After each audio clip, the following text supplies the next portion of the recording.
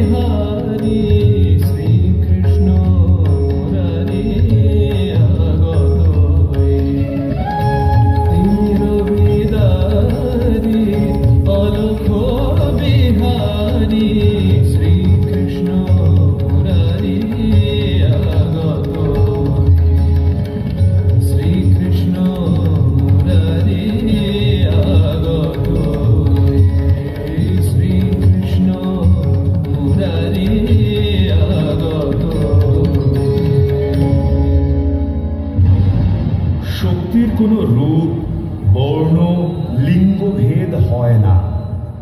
শক্তি আসলে পুরুষ আর প্রকৃতি মিলিত। গরজে গম্ভীর গানের মধ্যে শিবের শক্তি বর্ণিত হয়েছে প্রকৃতির দুর্যোগের মাধ্যমে। শিবের ভিন্ন ভিন্ন রূপ এখানে কবি যেন প্রকৃতির রূপের মধ্য দিয়ে ফুটিয়ে তুলেছেন।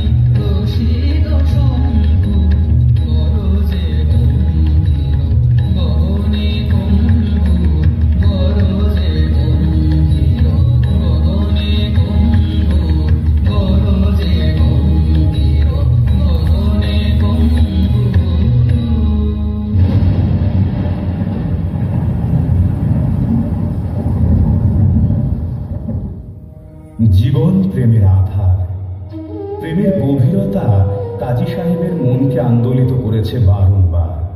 তাঁরই লেখনীতে আমরা দেখি শ্রীকৃষ্ণ শ্রী রাধিকার প্রেমের উপলব্ধি হেতু যোগী ভৈরব অরুণকান্তের রূপ ধরে যেন রাধার সামনে উপস্থিত। রাধাই নবরূপ দেখে বিস্মিত, মোহিত, কিন্তু তিনি তার প্রাণনাথ কৃষ্ণের নিজ রূপের দর্শন প্রার্থী।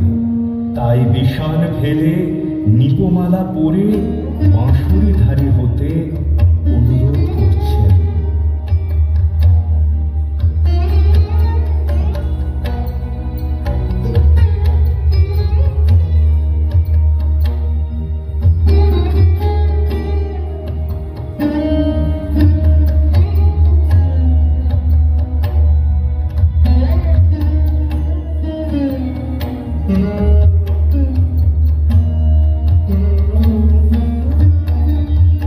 Oh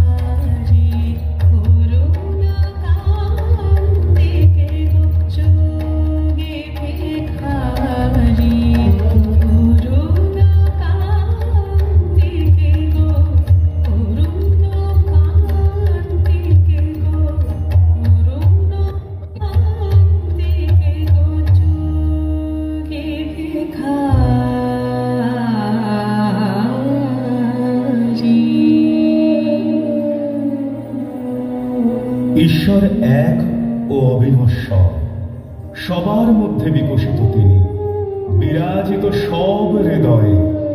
তিনি ভিন্ন ভিন্ন রূপে ধরা দিলেও তাঁর পূর্ণ প্রকাশ চিরন্তন সত্য।